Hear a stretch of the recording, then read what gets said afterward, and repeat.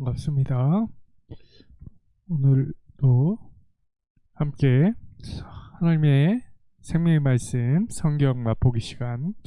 오늘은 갈라디아서로 새롭게 여러분들을 모시고자 합니다. 갈라디아서 우리가 어떻게 읽어야 될지를 먼저 살펴보면서 함께 읽어 나갔으면 합니다. 그러려면 서론을 우리 먼저 살펴봐야겠죠.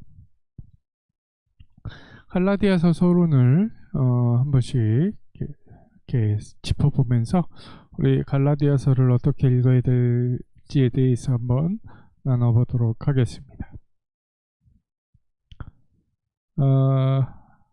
하나님의 교회에서 선포되어야 할 이 갈라디아서 의 해석은 사도 바울이 그 갈라디아 교인들이 갈라디아서를 통해서 이해하기를 바라는 방식의 본문 이해를 바탕으로 우리가 읽어 나가야 할 것입니다. 네, 이것은 이제 학문적인 호기심을 충족시키기 위해서 갈라디아서를 이해하는 것과는 조금 다른 이야기입니다. 우선 이 갈라디아서는 이 사도 바울이 갈라디아 교회의 문제들에 대한 이 사도 바울의 목회적 처방을 담고 있습니다.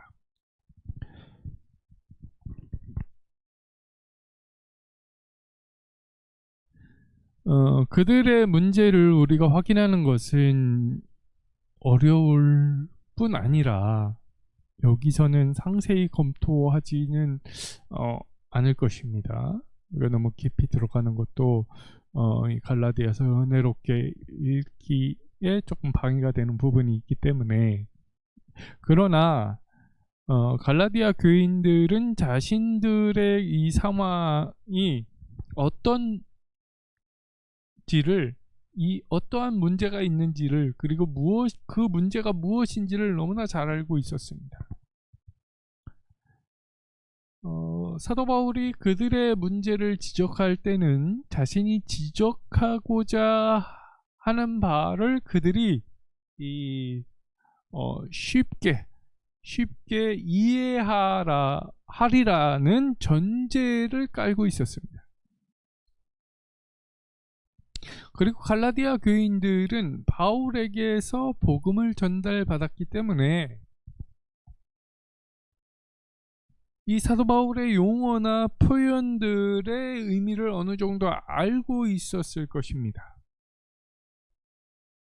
갈라디아 교인들이 갈라디아서에 이 사용된 사도 바울의 이 용어나 표현을 이해하는 이 정도를 파악하기 위해서 우리는 다른 이제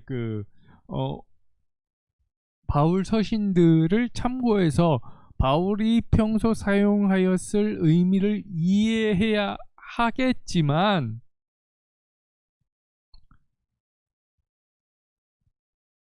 한 가지 주의할 사항은 오늘날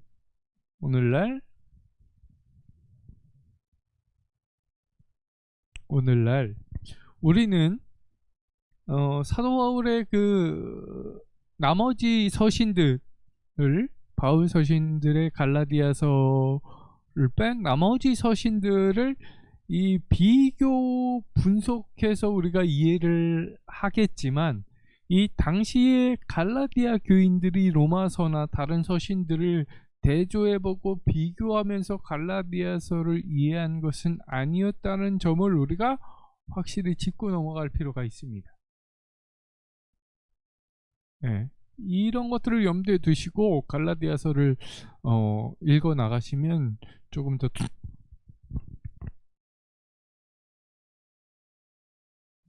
될 것입니다. 그렇다면 갈라디아서의 그 본문의 위치를 좀 살펴보도록 하겠습니다. 다음 주에 우리가 살펴보려고 하는 절은 본문 1장 1절에서 9절까지의 부분입니다. 당연히 첫 부분이고요. 그러므로 이 본문은 이 1절부터 9절까지를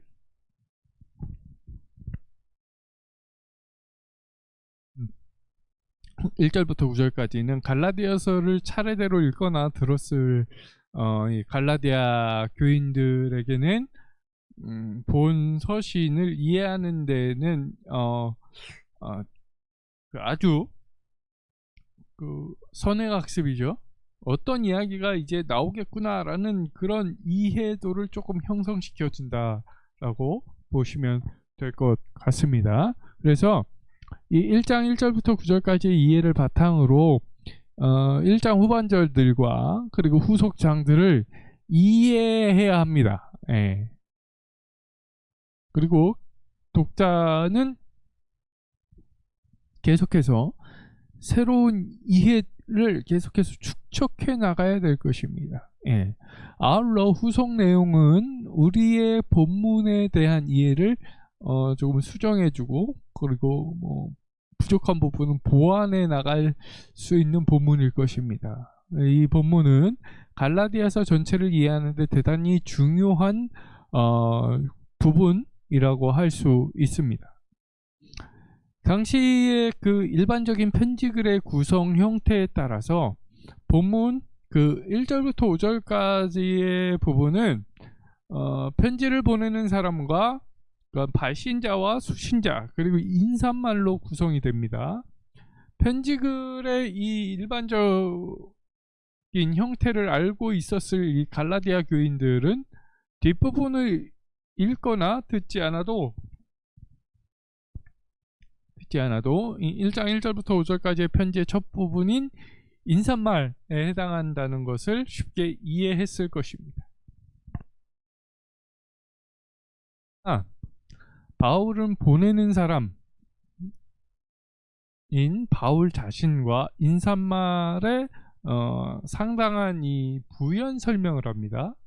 이 부연 설명을 함으로써 수신자들이 바울 자신과 그들의 문제에 대해서 이 근본적으로 이해해야 할 점을 우선적으로 제시하고 있습니다.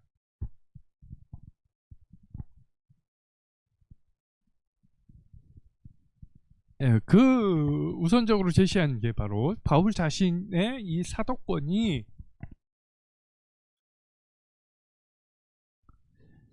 사람의 권위가 아닌 하나님의 권위에 의존함을 강조하고요. 그리고 하나님과 그리스도가 그의 그 복음에 어떤 의미를 지니는지를 분명하게 밝히고 있습니다.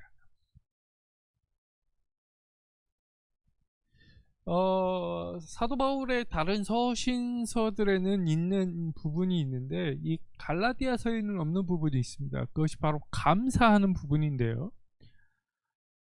당시 많은 편지들이 인사말에 이어서 감사를 나타내지만 반드시 그런 것은 아니며 사실 그렇지 않은 경우도 많았기 때문에 뭐 그렇게 크게 불평을 한다든지 이상하게 여기지는 않았을 것입니다. 더욱이 이 갈라디아의 교인들은 바울의 다른 편지들을 알지 못했기 때문에 다른 서신들에 있는 감사 기도가 그들에게 보내진 편지에 빠져 있다는 사실도 의식할 수 없었습니다.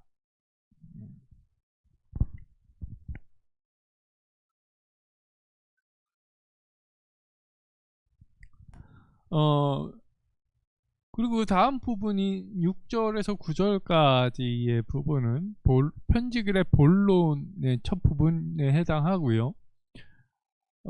이 부분에 해당한다라는 것, 본론의 첫 부분이구나 라는 것을 독자가 쉽게 이해할 수 있었습니다. 물론 이 부분이 편지의 본론에 해당하는지 아니면 아직 전체 편지의 서문에 해당하는지 명료하지는 않습니다. 하지만 이 1절에서 5절까지의 인사말과는 구분이 되며 바울이 본론을 내다보는 글을 써간다는 이 분명하기 때문에 6절에서 9절까지는 본론의 첫 부분에 해당한다 말씀드릴 수가 있겠습니다. 바울은 이 문단을 여기는 결여되어 있다라고 말씀드렸는데 이 감사의 글 대신에 놀라움의 글로 이어가고 있습니다. 당시의 일반적인 편지 구성 형태에 따르면 이러한 놀라움을 나타내는 글을 그 실망 그리고 놀라움, 질색 등을 표현함으로써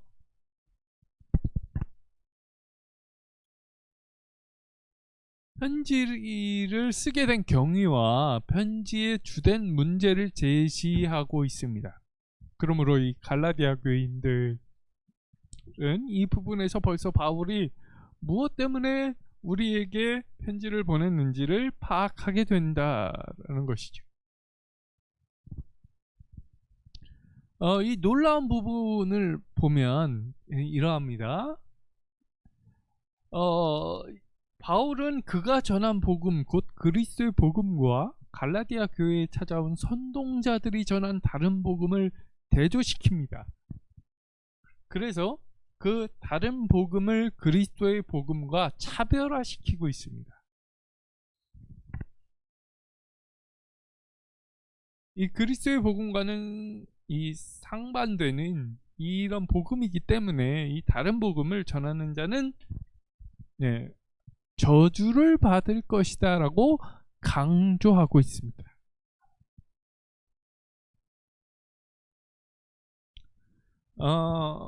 이 편지의 그 본론에서 다룰 내용을 예견하고 있다라고 보시면 되고요. 사도 바울은 그가 전한 복음이 그리스도의 계시에 의한 것임을 논증함으로써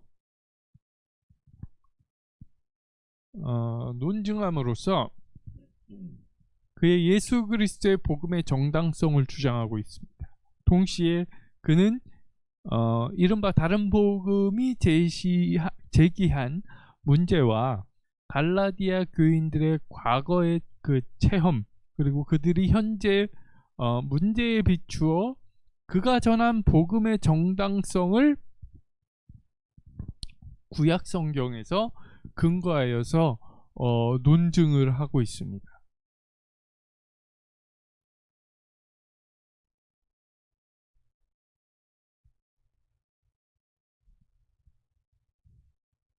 바울 자신이 전한 이 그리스도의 복음의 이 정당성을 입증한 후에 사도 바울이 전한 복음과 그들을 은혜로 부르신 하나님을 떠나는 갈라디아 교인들에게 이제는 그 다른 복음에서 떠나서 그것을 전하는 자들을 쫓아내고 다시 복음의 진리를 따라 바로 행할 것을 촉구하고 있는 것입니다.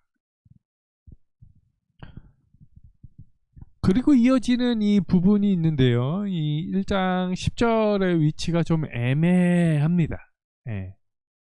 이게 앞문단에서 연결되는 절일 수도 있고 뒤따르는 문단의 시작일 수도 있습니다. 이게 분명하지 않아요. 앞에 이제 6절부터 9절과는 뭔가 구별되는 것을 우리가 알 수 있죠.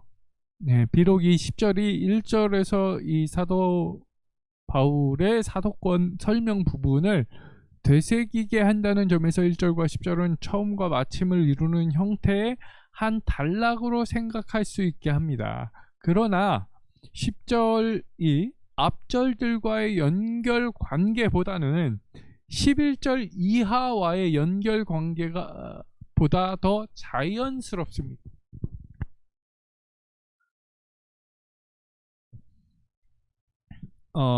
이 앞부분 이제 10절까지의 내용을 요런 관점에서 우리가 읽어 나가는 게 보다 더 은혜롭고 자연스러운 해석을 가능하게 할 것입니다.